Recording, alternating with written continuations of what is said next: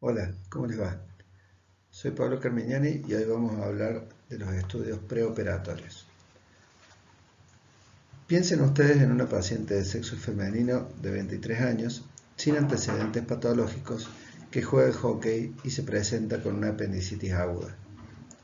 Piensen ustedes qué le pedirían a esta chica joven, sin antecedentes, que tiene una patología simple. Probablemente ella ni siquiera necesite un estudio preoperatorio muy importante porque seguramente si juega al hockey ya le han hecho electrocardiogramas, algún laboratorio le han hecho en algún momento y además es alguien saludable. No obstante, seguramente van a necesitar hacer algunos estudios preoperatorios de rutina que vamos a ver en un ratito.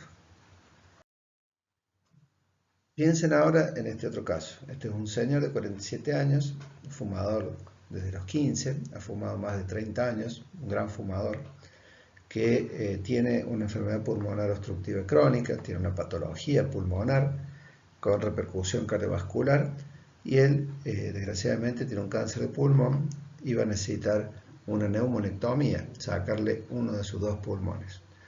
Ya, como ustedes se darán cuenta, es un caso muy diferente al que hablábamos recién.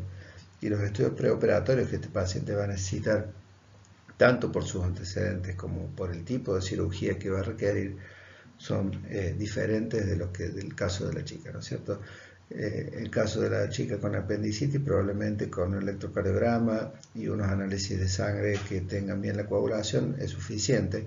En cambio, este señor va a necesitar, además de un laboratorio completo que también tenga los gases en sangre, además de estudios de función renal, seguramente va a necesitar, además de un electrocardiograma, algún estudio de función cardíaca, como puede ser un ecodoppler cardiovascular, y también puede ser que necesite hacer algún estudio que nos evalúe la reserva coronaria, por ejemplo, una cámara gamma o lo que el cardiólogo o su cardiólogo determine para esta situación. Va a necesitar además, como parte de la estadificación de su cáncer de pulmón, una tomografía computada del tórax y ahí veremos el estado también de los pulmones y seguramente lo va a ver un neumonólogo que probablemente ya lo esté viendo y hará pruebas funcionales respiratorias. Es decir, el estudio preoperatorio por los antecedentes de este paciente y por el tipo de cirugía que va a necesitar necesita ser un estudio mucho más complejo, mucho más difícil y también más costoso para el sistema. Veamos este otro ejemplo. Esta es una señora de 62 años que es alérgica a la penicilina, que le han hecho una operación de Miles. Para los que no hayan visto todavía lo que es una operación de Miles, es la amputación abdominoperineal del recto. Se hace en los cánceres de recto que están muy cerca del ano y en los cuales no es posible restablecer la continuidad digestiva y por lo tanto se hace una extirpación del sistema esfinteriano y los pacientes quedan con una colostomía definitiva. Se aboca el colon a la piel y ellos viven de esa manera por el resto de su vida. Esta señora había tenido un cáncer de recto y ahora se presenta con una metástasis hepática en el segmento 2. Para los que no lo recuerden, y les sugiero que repasen la segmentación, la anatomía hepática. El segmento 2 está en el lóbulo izquierdo del hígado y habitualmente no suele ser una operación compleja sobre el hígado en sí, aunque cualquier operación sobre el hígado, cualquier tipo de hepatectomía, siempre es una cirugía mayor.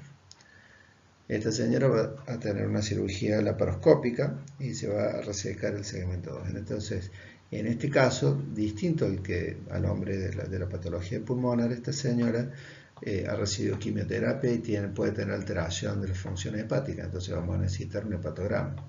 Pedirle GOT, GPT, fosfatasa alcalina, gamma-glutamateraspetigasa, bilirrubina.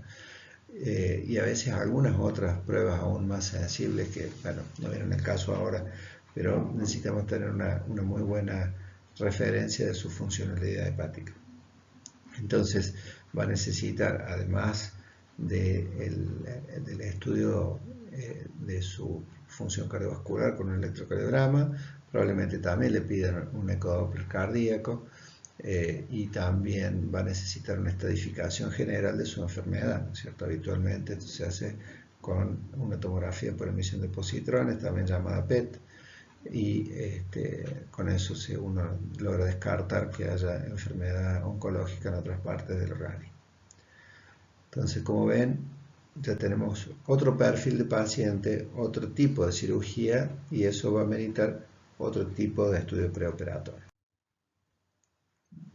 Veamos este otro ejemplo. Este es un señor grande, tiene 82 años, es hipertenso, siempre bien controlado, no tiene alergias y tiene una hernia inguinoescrotal derecha de larga data. Este paciente, como tiene una patología, es añoso, pero está en buen estado general y tiene una patología controlada, que es su hipertensión, probablemente, y como el procedimiento que va a requerir no es una gran cirugía, porque la cirugía de hernia habitualmente, salvo algunas grandes penetraciones y demás, pero la cirugía de hernia inguinal habitualmente no es una gran cirugía. El estudio preoperatorio que va a requerir tampoco es tan profundo. Quizás este paciente con un buen laboratorio completo que tenga la función renal, que tenga coagulación, el hemograma, un ionograma, y también con una placa de tórax para ver que no haya ninguna alteración cardíaca tipo edema de pulmón o ese tipo de cosas, ¿no es cierto? Además de un buen examen físico. Una plaquita de tórax y un electrocardiograma y valoración por el cardiólogo, probablemente ese paciente ya se puede operar. Y miren este otro caso, este es un chico joven, 18 años, que ha tenido un accidente de tránsito, llega inconsciente al hospital, en la ambulancia le han detectado que tiene falta de murmullo vesicular en ambos hemotórax, y entonces le tiene 2 drenajes, uno en cada hemitórax, y está en shock hipovolémico. El abdomen, por los drenajes no viene sangre, ¿no? Por los drenajes de tórax, pero el abdomen está distendido y le hacen un ecofast, una ecografía al pie de la camilla, y ven que hay líquido libre. Entonces uno, de un paciente de esta característica que ha sufrido un traumatismo, tiene distensión abdominal, está en shock hipovolémico, tiene todo el derecho a pensar que ese líquido libre es sangre, y entonces la causa del shock está en el abdomen, ¿no es cierto? Tiene un traumatismo cerrado de abdomen, pero probablemente tenga algún estallido de víscera hueca, como un estallido hepático, un estallido esplénico, o algún desgarro del mesentérico que pueda estar generando una hemorragia intraperitoneal, y con eso es lo que lo está chocando. Entonces, ¿qué estudio preoperatorio le vamos a hacer a este chico? Y bueno, si nos ponemos a hacerle electrocardiograma, pues sacarle sangre para ver cómo está la coagulación, etcétera,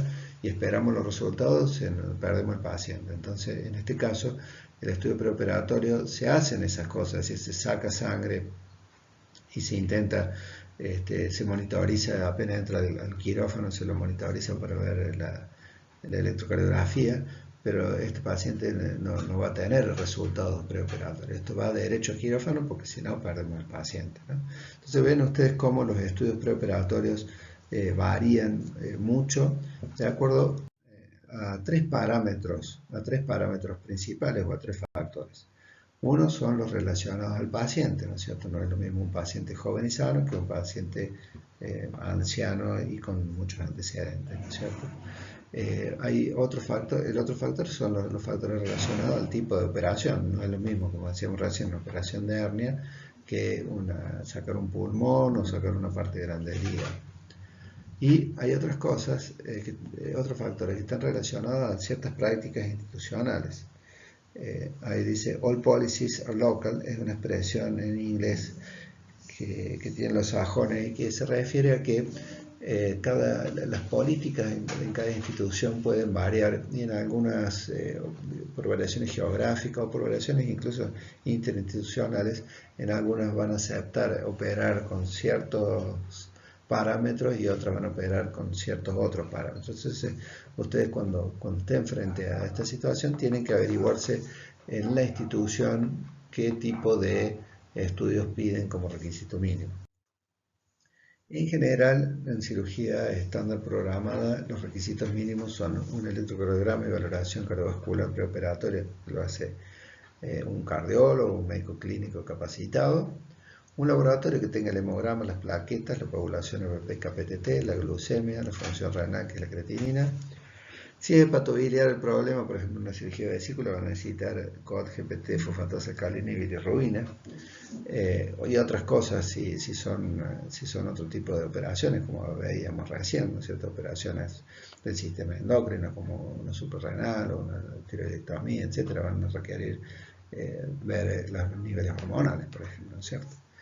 Y una radiografía de tórax. Entonces, el electrovaloración, el laboratorio y la radiografía de tórax suelen ser los requisitos mínimos para cualquier tipo de intervención.